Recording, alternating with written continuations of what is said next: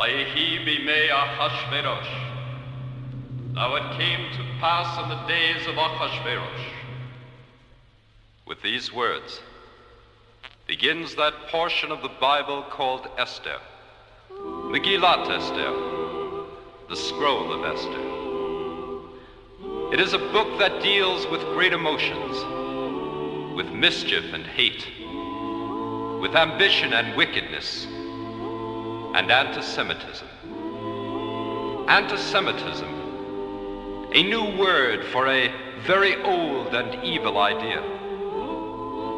It is a story that tells of courage and loyalty, of self-sacrifice and deliverance.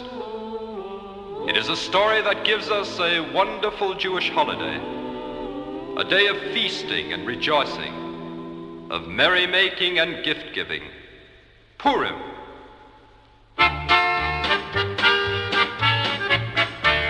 Oh Purim, oh Purim, oh Purim, full of joy, for every Jewish girl and boy. Have a party, sing a song, Turn the grogger loud and long, Shalach manus, give and take. eat your Hamantashen cake. Purim, oh Purim, full of joy, for every Jewish girl and boy.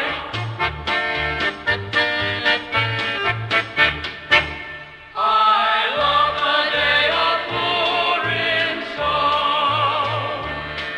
for then to synagogue I go, and hear them read the story of Esther brave and Haman bold. Oh Purim, full of joy, for every Jewish girl and boy. Have a party, sing a song, Turn the grogger loud and long, Shalach manus, give and take. eat your Hamantashen cake. Purim, full of joy, for every Jewish girl and boy. Purim. Now it came to pass in the days of Achashverosh. But what is it that came to pass in those days? Megillat Esther, read each Purim in our synagogues, tells us that story. A story that took place in Persia over 2,400 years ago. This is what happened. In the third year in the reign of the Persian king Achashverosh, sudden and exciting events took place in the capital city of Shushan. King Achashverosh gave a great feast for all the princes of the provinces that made up his vast kingdom. On the last day of the feast, the king issued a command: "Bring to me my Queen Vashti, that I may show her great beauty to all of our assembled guests." But Queen Vashti refused to appear as the king had commanded, and the king became very angry. In his wrath and at the advice of his counselors, he ordered that Vashti's place as queen be given to another, and that the new queen be chosen from among the most beautiful young maidens in all of his kingdom. Now there lived in the capital city of Shushan a Jew named Mordecai, whose family was among those driven into exile by the Babylonians. With him lived his uncle's daughter, his cousin Esther. The maiden Esther was very beautiful, and when her parents had died, her cousin Mordecai had taken her to live with him and had raised her as if she were his own daughter. Of all the beautiful maidens in the land, Esther was selected to be presented before the king. When the king saw her, he fell in love with her at once, though she did not tell him who her people were, for Mordecai had told her to be silent. Esther became his queen, and King Achashverosh knew not that she was a Jewess. Shoshanas Yaakov, so holo besalecho,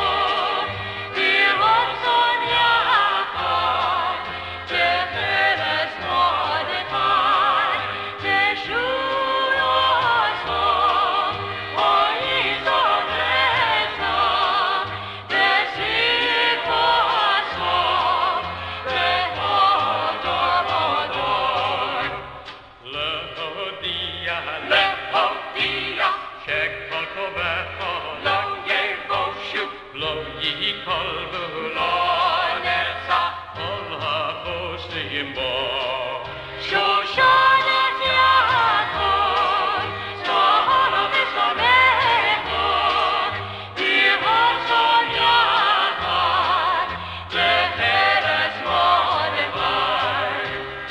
Arur Haman asher Eish le'achti Baruch Mordechai Hayom Purim Arur Ozeret Eish Machidi Baruch Esther Badi Shoshanas Yaakov, Zohar v'Somecho, Tirhotzon Yachad, Teferes Mordechai. One day, while sitting near the palace gates, Mordecai overheard a plot to kill the king being planned by two of the king's guards. He reported the plot to Esther, who told it to the king. And when the matter was investigated and found to be true, the guards were hanged. The entire incident was written down in the book of records that was kept for the king.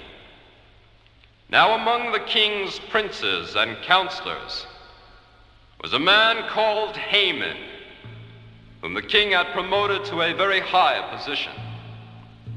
Because of his great station, the people were commanded to honor him and to bow down before him. But Mordecai would not bow down to Haman. And when asked why, he answered, "My lord, I am a Jew, and we bow only to the living God and not to any man." This so incensed Haman that he vowed to kill not only Mordecai, but to destroy all the Jews in Persia as well.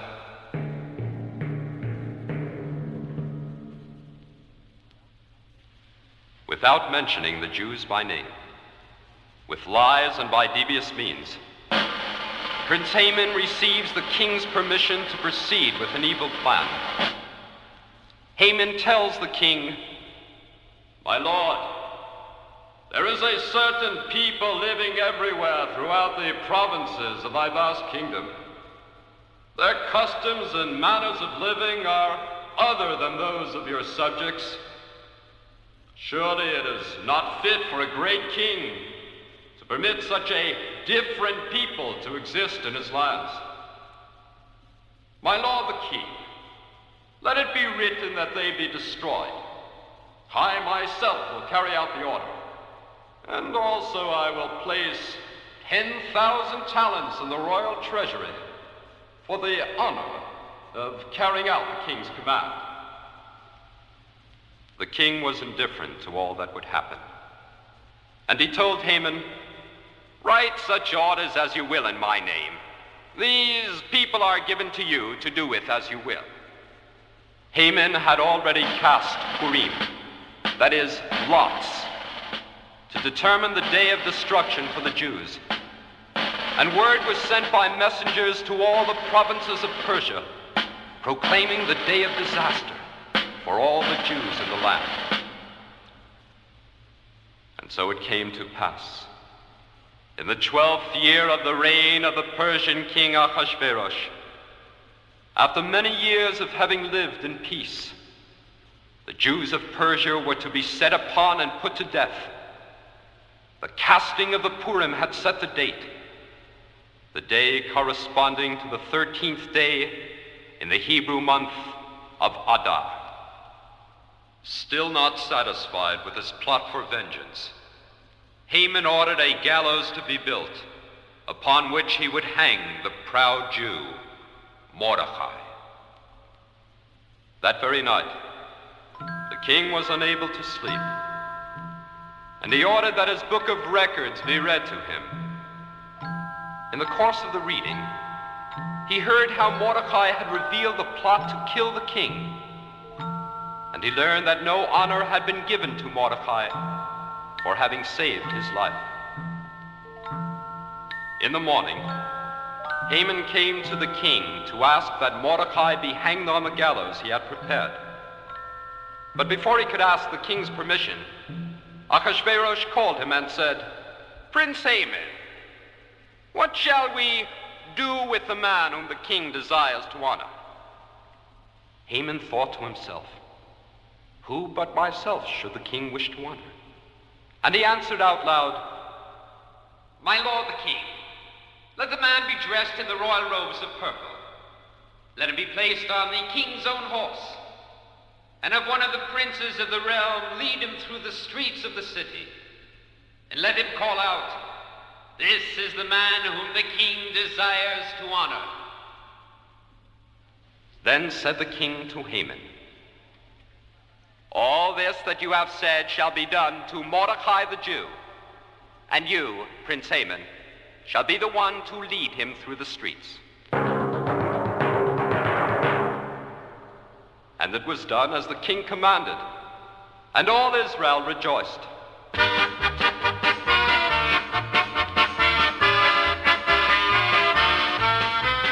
Utzu Etza ve'etufar, Utzu Etza ve'etufar, Utzu Etza ve'etufar, Davu davar v'lo yakum ki Immanuel. Utzu Etza ve'etufar, Davu davar v'lo yakum ki Immanuel. Utzu Etza ve'etufar, Davu davar v'lo yakum. Utzu Etza ve'etufar, Davu davar v'lo yakum ki Immanuel. Utzu Etza ve'etufar, Davu davar v'lo yakum ki Immanuel.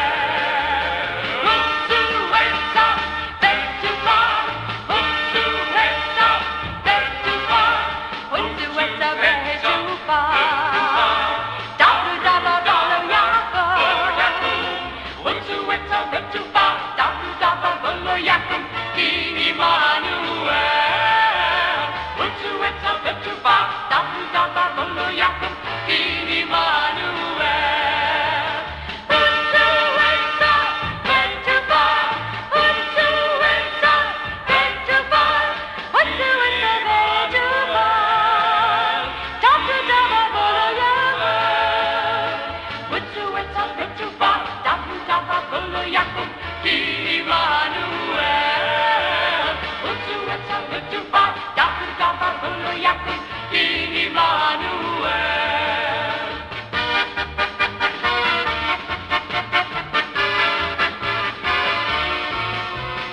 Utzu Etza ve'etufar, Utzu Etza ve'etufar, Utzu Etza ve'etufar, Davu davar v'lo yakum ki Immanuel. Utzu Etza ve'etufar, Davu davar v'lo yakum ki Immanuel. Ki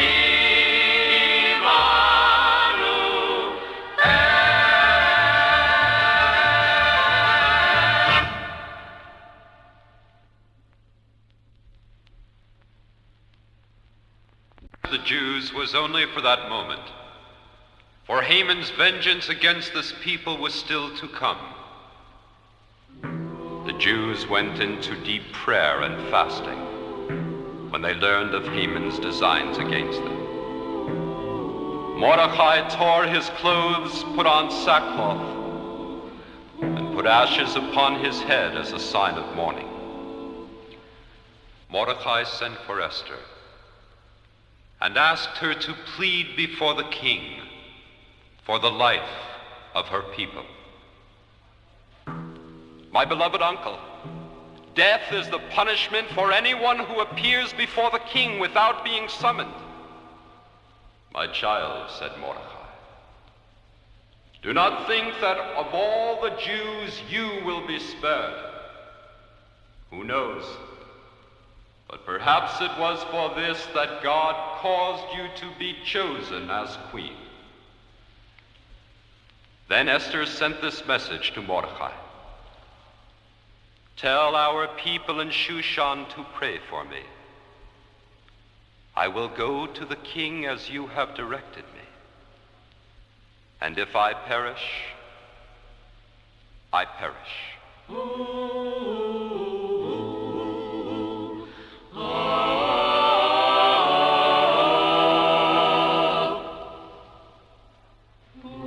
Esther dressed herself in her finest robes, her most gorgeous gowns and brilliant gems, and presented herself to the king. The king was seated on his throne. And when he saw Queen Esther suddenly standing before him, he held out his golden scepter to her, sparing her life. When asked what she wished of the king, Esther told him that it was her desire to have him and Haman attend a feast she was preparing that night. In the course of the banquet, in the midst of wine and laughter, Esther suddenly told the king that she and her people were about to be murdered and destroyed. Esther told the king that she was a Jewess, and told him how Haman had plotted against her people, and that even that morning he had built a gallows upon which to hang Mordecai, a man who had done such great service to the king. The wrath of the king was great. Then take Haman and hang him upon the gallows. As he would have done to another, let it be done to him. And so they hanged Haman on the very gallows he had prepared for Mordecai. And thus was another evil enemy of the Jewish people destroyed by his own foul practices. And when Ahasuerus learned of Esther's kinship to Mordecai, he appointed Mordecai as his chief counselor in place of Haman, and gave him the right to be the highest prince in all of the lands of Persia. La la la la la la la la la la la la la. Purim Hayom, Purim Hayom, Nagila Denizmaha, Notela El Shevarom, Potamid Niftacha, Notela El Shevarom, Potamid Niftacha. La la la la la la la la la la la la la la. Nizmach nagir kulanu, adnes asa elanu. Purim Hayom, Purim Hayom, Negila Denizmach.